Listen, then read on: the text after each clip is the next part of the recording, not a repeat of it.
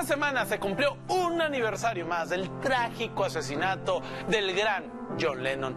Fue un triste 8 de diciembre de hace ya 45 años cuando en la ciudad de Nueva York apagaron la voz de este ex-Beatle.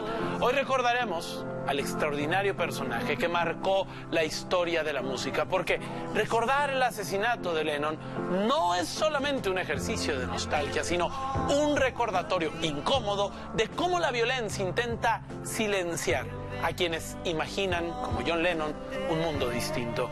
John Lennon, el chico de Liverpool que cambió la música con The Beatles, fue mucho más que un simple ídolo del rock and roll o del pop. Detrás de las icónicas gafas redondas y del genio musical se escondía un activista incansable que usó, afortunadamente, su fama como un megáfono gigante para gritar «paz ya». Paz ya. Lennon entendió antes que muchos que la cultura pop podía ser un acto político y que un micrófono bien usado podía incomodar al poder más que un discurso solemne. A finales de los 60, el mundo estaba, digamos, en ebullición. La guerra de Vietnam dominaba los titulares y la juventud buscaba, de manera desesperada, pues algún cambio. Por eso los hippies y otros movimientos. Fue en ese momento en que John Lennon, junto a su esposa, la polémica artista conceptual Yoko Ono, decidió que la música no era suficiente, tenía que pasar a la acción. Y su estilo fue tan original como la música del mismo John Lennon. En un mundo atravesado por la guerra y el desencanto, John leyó con claridad que la rebeldía juvenil necesitaba símbolos simples, pero profundamente humanos. En 1969, mientras todo el mundo esperaba una luna de miel tradicional, la pareja, digamos, se atrincheró en habitaciones del hotel en Ámsterdam y Montreal para realizar sus famosos Beddings for Peace, o encamados por la paz. Imagina la escena. En lugar de un jet set glamuroso, Lennon y Yoko Ono en pijama invitaban a la prensa a su cama. Estos Beddings rompieron la lógica tradicional de la protesta, desarmaron al sistema usando la intimidad, el humor también, y la exposición mediática como armas pacíficas. No estaban vendiendo un solo producto, ni promocionando un álbum, o al menos no directamente, sino que su mensaje era simple, pero bastante poderoso.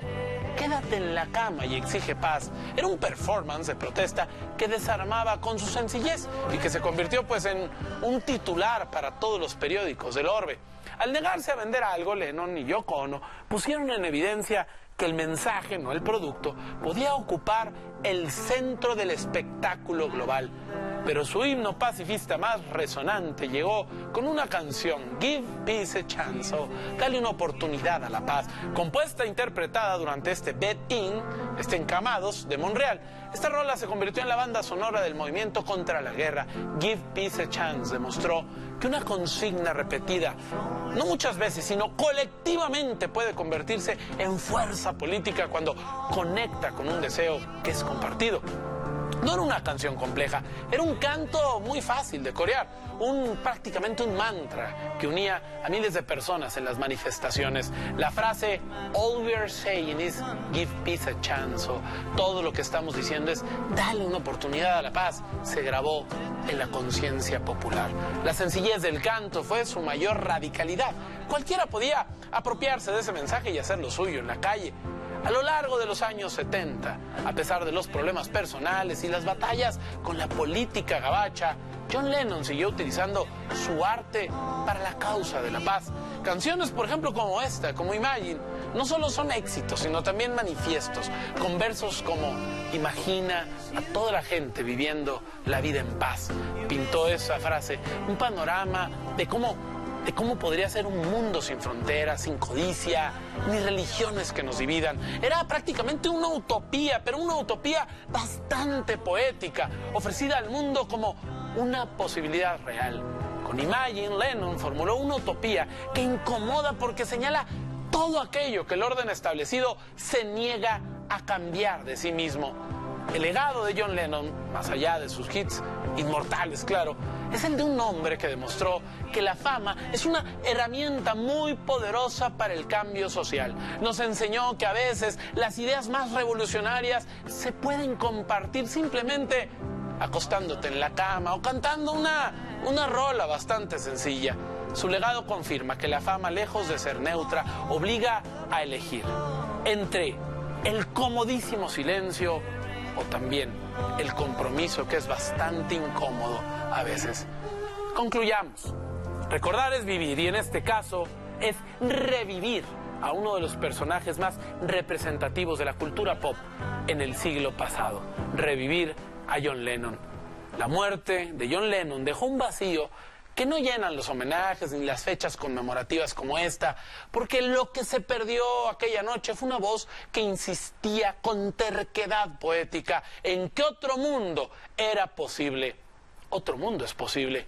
Imagine no fue una evasión ingenua, sino un desafío frontal a la violencia, a las fronteras y a la codicia que seguimos, pues todavía en 2025, desgraciadamente, normalizando.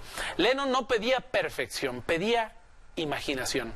Hoy, en un planeta que sigue resolviendo sus conflictos con balas, con muros, el ideal de paz de John Lennon suena menos a canción y más a una urgencia moral. Recordarlo es aceptar que la paz no es un estribillo bonito, sino una tarea pendiente aún, que todavía, aún nos interpela. Por eso fue alguien peligroso para el sistema, y de ahí que el cantautor español Luis Eduardo Aute sostenía que el asesino de John Lennon no se trató de un lobo solitario, sino el establishment de Estados Unidos, el establishment de Occidente, que no quería que un hippie le aguara sus guerras.